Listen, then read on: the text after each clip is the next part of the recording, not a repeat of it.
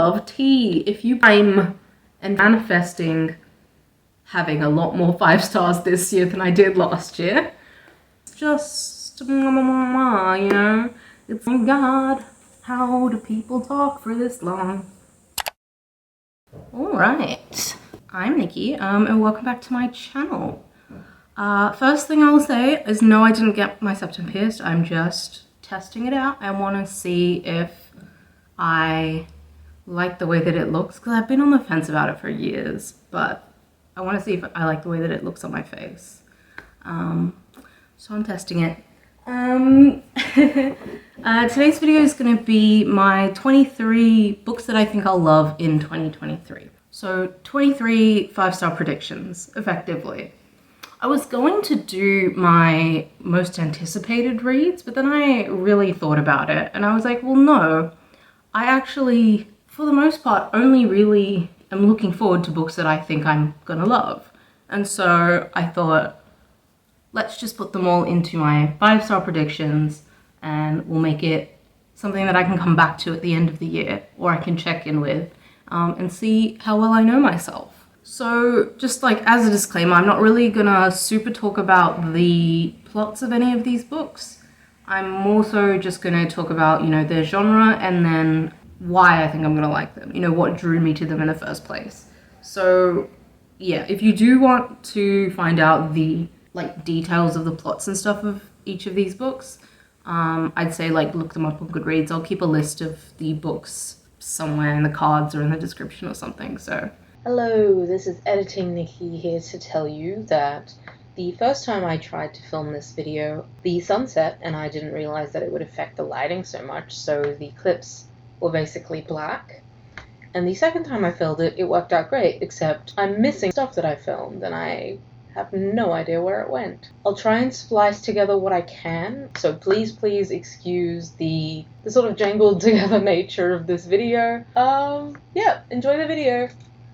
For these books, a few of them are 2023 releases, some of these are backlist books. There are a few, you know, there's 1 or 2 classics on the list as well. So it's going to be a bit varied, but what I will do is start with more fantasy reads. I put them in quotation marks because once you get to lighter and lighter fantasy, it just starts to like blur the line between what's fantasy and then what becomes what becomes cozy fantasy and then what becomes speculative fiction and what becomes magical realism. So I'm just gonna put it, it's fantasy. It's all fantasy to me. So yeah, book number 1 will be The Way of Kings. Now, I think The Way of Kings and Stormlight Archive, I just think I'm gonna love them. I absolutely adore Mistborn. It's my favorite book series, full stop. Like, not even fantasy series. It's my favorite book series ever.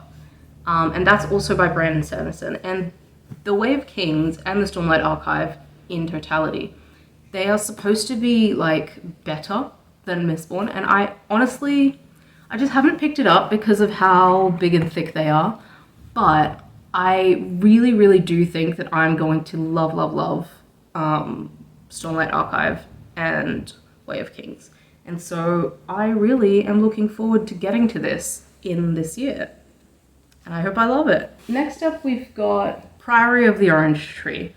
Disclaimer, I did not cut these corners off, by the way. Don't look at them. This was done by a little free library in my area, so to prevent the reselling of books taken from little free libraries. So this is a standalone adult epic fantasy. There's like sapphic elements in it, which is part of why I think I'm gonna love it. The other part is, I really just adore these covers. Like, I really do. I love the artistry in this one and in the sort of prequel that's coming out this year, which is A Day of Fallen Night by Samantha Shannon. I'll pop that cover up here as well because that's also really beautiful to look at. I've heard that people were disappointed by the low level of dragons in this, but I'm not really, I'm sort of indifferent to the dragon level in this book. I just am really keen to read it. And I definitely am judging a book by its cover, for sure. And, you know, I heard political intrigue and politics, fantasy politics I love. And it's a little bit sapphic, so what more could I really want, you know? Yeah, next up with fantasy, we've got... Now, okay. So this is These Violent Delights by Chloe Gong. My 5-star prediction, however, is not this one. It is, in fact, Foul Lady Fortune by Chloe Gong. That is the first book in the, like, companion series. I just think that I need to read these to read that one. Maybe I'm wrong. Please tell me if I'm wrong, but I'm still gonna read it, I think. Because now that I am interested in Foul Lady Fortune, I am also interested in this one. And I do think I'll enjoy it. I don't know how much, because it is a Romeo and Juliet retelling, and I'm not sure how knowing the story of Romeo and Juliet will play into my enjoyment of this already. So the reason Foul Lady Fortune interested me was because I saw this Instagram reel. I know, immediately we're starting off on a high note. I saw this Instagram reel of like this scene in the book. Do you know those reels that are like when she says blah, blah, blah, and then he says blah, blah, blah, and then at the end they're like, and that's the book. And you're like, oh my God, please, I need it. That was me with Foul Lady Fortune. There was this, I can't even remember the details, but there was like, she was sitting on his lap and there was a knife and I don't know. It was, yeah, it was exactly what I wanted to hear, you know, knives and, yeah. So I just think I'm gonna love it because of that. Chloe Gong, I am convinced that you are an author for me, but I will find out. We have Venco by Sherry Demeline. Now this isn't out yet, and I've heard Sherry Demeline's name a lot, and I can't in my brain associate it with what book of hers that I've seen, but I've definitely like heard her name around. Now, Venco is coming out this year, and it's about, like, witches and secret societies, and, like, there's some, like, world-shattering consequences, and there's gonna be, like, a witch hunter involved, and, like, it all sounds, and as well as, like, indigenous magics and things, so it all sounds very much up my alley. It sounds like I'm gonna enjoy it. But yeah, I really think I'm entering my witch era. I think I want witchy romances in my life. I want witch school. I want witch secret societies. I just want witches, you know? So the sequel to Legendborn by Tracy Deonn, Bloodmarked, that came out last year, towards the end of last year. I really, really adored Legendborn. It's like sort of YA, fantasy, dark academia sort of vibes. It's King Arthur mythology and magic, as well as like ancestral Black history sort of vibes, and then it's all in a university setting. And there's like secret societies, and you're gonna start seeing a theme with witches, magic, secret societies. You know, Legendborn I read a couple of years ago, and I loved it. I adored it. I gave it 5 stars. And Bloodmarked I have on hold at the library. And when it comes in, you know that I'm gonna read it. I just think I'm gonna adore it. I loved the first one. There's no reason why I wouldn't love the second one unless it's, you know, somebody has really fucked it up. One of the other fantasy books that I think I'm going to just adore in the next coming year is Legends and Lattes by Travis Baldree. Basically, the reason I think I'm gonna love this, A, it's sapphic, so it's already a tick in column 1 for me. And then B, I realized that, so last year I read Well Met, and part of the reason I really, really adored that book was because of the like Renaissance fair vibes, and I'm somebody who really loves playing D&D or Dungeons and Dragons, so I loved it because it kind of fell into my interests, like outside of reading and stuff.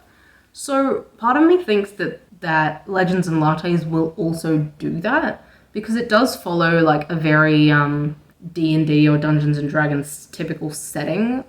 You know, you've got this like ex-mercenary, ex-adventurer, like orc woman. You know, she's gonna start a cafe, and it sounds very cozy and wholesome, but it also sounds like it falls right into my wheelhouse of things that I love. And obviously I've heard like great things about it. People adore it. So why wouldn't I? A magic steeped in poison. I can't remember who wrote it, but it'll be on the cover. So for me, number one, trials and competitions, and it's got magic, and the magic is based on tea, and I love tea so much. I have like 3 full boxes of tea in my cupboard. Like, it's kind of a problem, but I love tea so much, and the idea that a magic system would be based on brewing tea, and then there would be this like trial, this competition, and then like, oh, it just sounds like, honestly, it sounds perfect. I really, really think I will love it. I think those are all the ones that I would categorize as like strictly fantasy, or, you know, fantasy enough. Next up, I'll do the like romance books just because that's easy to figure out. I should have written this list in order, but I really didn't, so I'm scrolling back and forth trying to figure out what I am talking about. The next one that I think I'm gonna love in the next year is Astrid Parker Doesn't Fail by Ashley Herring Blake. Now this is the second book in the Bright Falls like companion romance novel series, and this follows the sister of Delilah Green, who is Astrid Parker, and it's just another of the like sapphic romances in the series, and I really love Delilah Green. This one has a bit more of a like workplace rivals slash enemies to lovers kind of vibe, and I think that that's even more likely for me to enjoy than the like, I don't even know how to describe the tropes in the first one, but yeah, I just really do think that this one is way more my speed. And even saying that, Delilah Green, like I rated that book 5 stars. I adored it. It was one of my favorite books of the year. So if this one has more things that interest me, then 100% I believe that I'm gonna love this more. Plus, you know, it's sapphic. We love women. You're gonna find out that the theme of this video is definitely sapphic love stories and secret societies and magic. So maybe that really says something about me. I don't know. So that's Astrid Parker Doesn't Fail. Next one we've got is From Lukov with Love by Mariana Zapata. So similar thing with Astrid Parker Doesn't Fail. I read All Roads Lead Here by Mariana Zapata last year, and I adored that book. And I loved the slow burn, and I loved Mariana Zapata's writing in that book.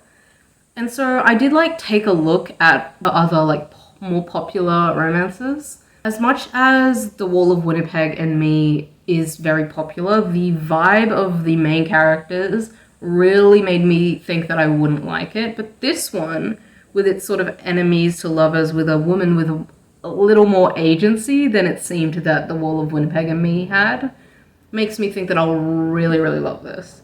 I do think that enemies to lovers is just like much more likely to be a hit with me. So yeah, I have high hopes for From Lukov with Love. Plus, my mum's been reading it, and so when she finishes, I will find out if she liked it, and then I will also read it. Next up, we have a book that's not out yet, and that is Roleplaying by Kathy Yardley. Now this one falls into a similar category as Legends and Lattes for me, is that the main characters in this romance book, they meet online through like this sort of Dungeons and Dragons-esque like RPG that they play. And so they have their like characters that they play and stuff like that. And like, yes, these characters are more middle-aged, you know, they're in their 40s and 50s, I believe. The age thing, I'm 21, so the age thing is definitely a bit of a leap for me. I think that that's offset by the fact that I have shared interests with these characters. I hope that they use the role-playing stuff. I hope it's like a device in the book. That's why I do think I will enjoy it. Next up, we have a book that came out last year and had a little bit of hype. I would say it doesn't have like a huge amount of hype, but I definitely have seen it a lot. And that is The Dead Romantics by Ashley Poston. Now this is a romance where a woman falls in love with the ghost of her dead boss. a boss that she didn't like in life. So I think it'll have some like enemies to lovers vibes. It'll have like a kooky bit of like light-hearted magic and supernatural vibes. I think I'll really like it. It honestly, like, the idea of it, and you'll have to stick with me for this because it's not a great connection. It's very like tangential, but I'm currently watching Buffy the Vampire Slayer for the first time, and I really, really love that show, despite like all of the glaring flaws because it's like 30 years old. I really, really love like just a bit of light-hearted, goofy magic shenanigans. And I think that the Dead Romantics will also have that vibe, albeit like obviously it won't be high school, but it'll still be just like goofy in a way that's just like, okay, I guess the ghost is back. I guess I'm falling in love with a ghost. I hope that it's goofy and that I like that it's goofy. And I don't really want to know before reading it. So, but there is a chance that it's like grief and sadness and we are fulfilling your life's purpose to bring you back, and you know it becomes a little bit more philosophical or deep, which is fine. I'm likely to enjoy that as well, but I am really just hoping for a goofy fun time with this, and I think I'll love it. So next up we have another one that's not out yet. It's coming out in April. This is the only one I know the release date for, and that's Happy Place by Emily Henry. Now, I adored Book Lovers. Book Lovers was one of my favorite books of last year. I also read People We Meet on Vacation, or You and Me on Vacation, last year as well. And it was still really good. It just wasn't like perfect for me in the same way that Book Lovers was. I have faith in Emily Henry as a writer of romance. And that is why I think I will love Happy Place. Because there is this whole trope in there where these guys have broken up, but they haven't told their friends, and they all go on a trip, and so they're exes who have to like fake date again. And it has the thing where the start of their relationship, platonic or romantic relationship, happens off screen or off page. I have faith in Emily Henry's writing that she will be able to make me feel the chemistry between these characters. I'm a little bit skeptical about it, but I still think, I choose to believe that I will rate this book 5 stars and that I will love it. We are having positive thoughts about this. The last one that sort of falls into like the romance vibe would be Heartstopper Volume 5. I don't think there's anyone who doesn't love the Heartstopper series. It's just cute and wholesome, and Alice Oseman's art style is so expressive, and it just makes you feel warm and cozy, and like nothing could ever go wrong, but even if it does, people are there for you. Like, I don't know, it's good escapism. And obviously I loved the first 4 volumes, and this 5th one is supposed to come out this year, and I think that I will adore it. There's really no world in which I don't adore the 5th volume. You know, unless everybody dies in the last book. That's my, like, romances. In terms of, like, non-prose novels, we've got Before the Coffee Gets Cold by Toshikazu Kawaguchi. And I think I'm going to read this when I need to cry, honestly. Because this is a book that everyone cries while reading. This is a series of short stories. They like follow grief and loneliness and isolation, regret. It's kind of like in that vein. It's sort of speculative. It has this minor time travel aspect to it. I think that the moment that I need that level of catharsis, where I'm like, I need to just bawl my eyes out to feel better, I will pick this up, and I think that I will adore it. I'm a person that if a book is capable of making me really feel something that makes me cry, like really properly cry, is gonna be a 5-star from me. The moment I pick this up is gonna be the moment when I'm in need for like the biggest cry, and I just need like a catharsis. And I think that catharsis will be what makes me give it a 5-star. Next up we'll do, this is a poetry collection by Wendy Cope called Serious Concerns. Now this is not my favorite cover in the world, but I bought this secondhand. I saw this on the Book Leo's channel. She read out the poem, she read out The Orange And she was talking about how one of her friends was reading it and it made her pick it up. And her reading of The Orange was something that made me go, I think that's a collection of poetry that I would really like. And so yeah, I think that I will really enjoy it, and keep your eyes and ears open because there might be a little bit of a poetry vlog video coming up soon. So you might get to see my thoughts on this quite soon. I have Watchmen by Alan Moore and Dave Gibbons. Now this is one of those iconic graphic novels. Like, this is very pretty psychological realism world in which superheroes exist. In like a The Boys way, but a little bit in the Boys way. In the time of like missile crisis, and so like in the 60s, Cold War vibes. I watched the movie a long time ago, and it's to this day one of my favorite movies. One of those movies that's much too long to ever rewatch, however.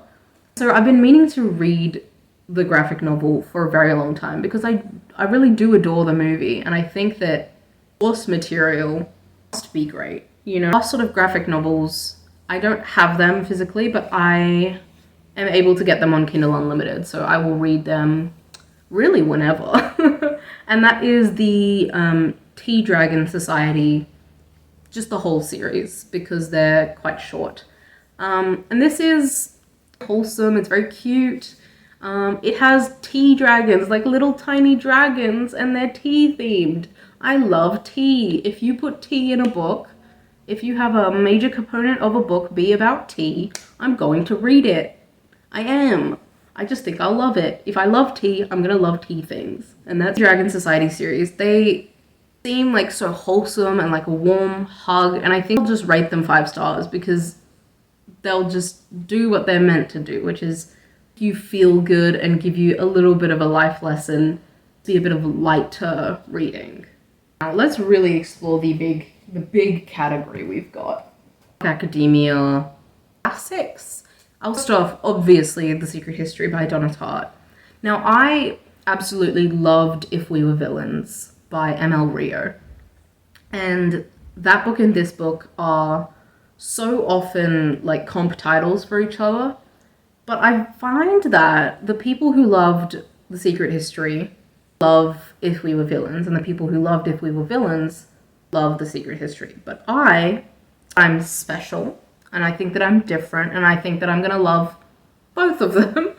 And we have like, you know, elite academic students and like crime and philosophy and social commentary, and I just think it'll be exactly what I want from. Of course, we have Ninth House, which is Yale. This one has some magic-y vibes, a bit more secret society vibes. I know that I like Leigh Bardugo's writing style. Everyone did, read and adored Six of Crows and Crooked Kingdom. I think that Ninth House, as like one of her adult books, is gonna be, you know, exactly what I want. Secret societies, magic. Sort of lastly in our dark academia trifecta, we have Babel, I don't know which is correct, by R.F. Kuang. Now, this is a little bit more historical than the last two. So this one's set in the 1830s. Translation students at Oxford. This has a bit of magic. It has a bit of like, you know, isms on elitism and academic culture, as well as the social commentary surrounding colonialism and diversity of that time. I think that I will really love this, and when I do, not if I do, because we are manifesting having a lot more 5 stars this year than I did last year, I'm going to love it. Like, the only real criticism that I have heard that makes me a little bit of pause is that some of the messaging is really like written out, or is really like spoon-fed to the reader. See how I feel about that, because I think personally I'm not really great at taking a hint book, you know, so bad at picking up clues and stuff. So I really think that maybe I won't mind, and maybe it'll actually be good for me. This is, I think, the only classic I have on this list, the only true classic, I'll say, is Cat's Cradle by Kurt Vonnegut. Now, a couple of years ago, I think, even more than that, I read Slaughterhouse-Five, and I put it on a whim at the bookstore because I had like a gift card or something. It was like that long ago. I had it on my shelf for years, and then I finally read it. I surprisingly really loved it. It was, you know, historical, which was not something I generally enjoyed. This like sort of absurdism satire, which I didn't think I would enjoy. It did. It really did work for me. And so Cat's Cradle is Kurt Vonnegut's more famous work. I loved Slaughterhouse-Five, and I gave that 5 stars. I really do think that Cat's Cradle will also be a 5-star if I can bring myself to reading a classic. You know, it's a short one, and I don't remember his writing style being incredibly difficult to read. It just is like a mental barrier for me where I'm like, one day, it's a one-day kind of book, but I've decided it's a this year kind of book. Last classic on my list is actually Always Lived in the Castle by Shirley Jackson. The reason I think that I will love We Have Always Lived in the Castle is because, again, the book Leo, honestly my favorite booktuber right now, they recommended Always Lived in the Castle for fans of Wednesday, the Netflix show. And now I love Wednesday. It's exactly what you want. It's academic setting. It's a little bit of freaky, goofy magic. And it's got secret societies. And it's just, you know? It's exactly what I want. We Have Always Lived in the Castle is not that. It just has this sort of creepy, odd family. It has these sort of dark cottagecore vibes with mushrooms and ivy and all of this stuff. And so when I pick up a classic, I realize I love something that I didn't know that I loved. I think it will apply here. Pick it up and I will adore it. The one on this list we've got is Death in Her Hands by Ottessa Moshfegh. Now, I very recently read My Year of Rest and Relaxation, and it's hard for me to put my thoughts about this book into words. I really enjoyed Ottessa Moshfegh's writing. Story worked for me because I couldn't put it down, but also I felt like nothing was happening, but not in a boring way. I don't know how to explain the way I felt about this book, but I rated it 4 stars. A book with more inherent plot, Death in Her Hands, which is, you know, a woman finds a note basically that says, "Here lies the body of blah blah blah," of this dead woman. And she's like, which dead woman, what body kind of vibe, right? Premise feels like it has a little bit more meat to it than My Year of Rest and Relaxation. So I think allow Ottessa Moshfegh's writing to be read in a different way. And I already know that I love her writing, so I think that I will love Death in Her Hands. And I think it should be 23 predictions or 23 books I think I'll love in 2023. Please let me know what you think you're going to love in the next year. I don't have any predictions for your trip. Please tell me what you thought of any of these books. I would absolutely love to know. Please like, comment, and subscribe if you enjoy my videos. It really does help out. And I'll see you next week. Bye!